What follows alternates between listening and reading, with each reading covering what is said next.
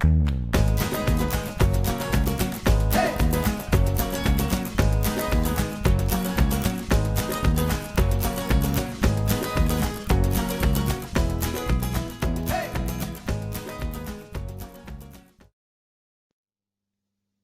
buenos días a todos.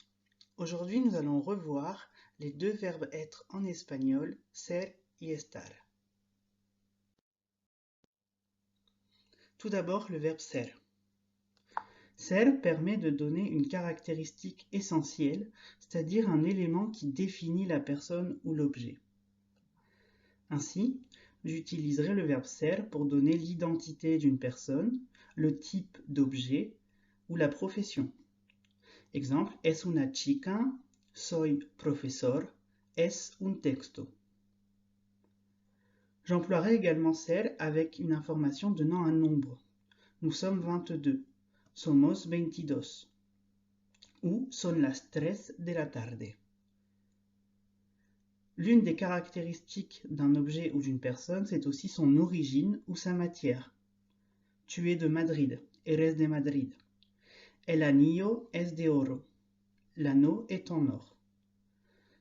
Enfin, la caractéristique donnée par un adjectif. Es guapa, elle est jolie. Es rubio, il est blond.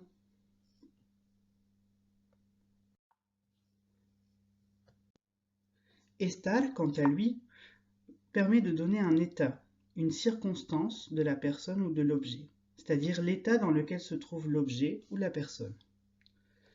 Ainsi, on emploiera estar pour la localisation dans le temps ou l'espace. Nous sommes dans la classe, estamos en la clase. Ou nous sommes en automne, estamos en otoño. L'attitude physique ou morale traduit également des états.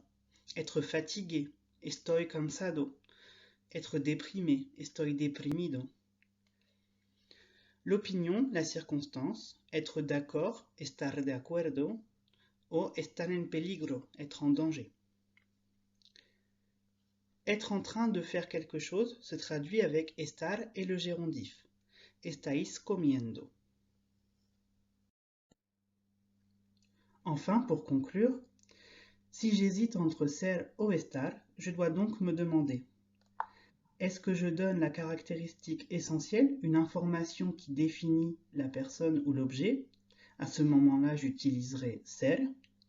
Ou est-ce que je donne un état, une circonstance dans laquelle se trouve la personne ou l'objet? Et à ce moment-là, j'utiliserai estar.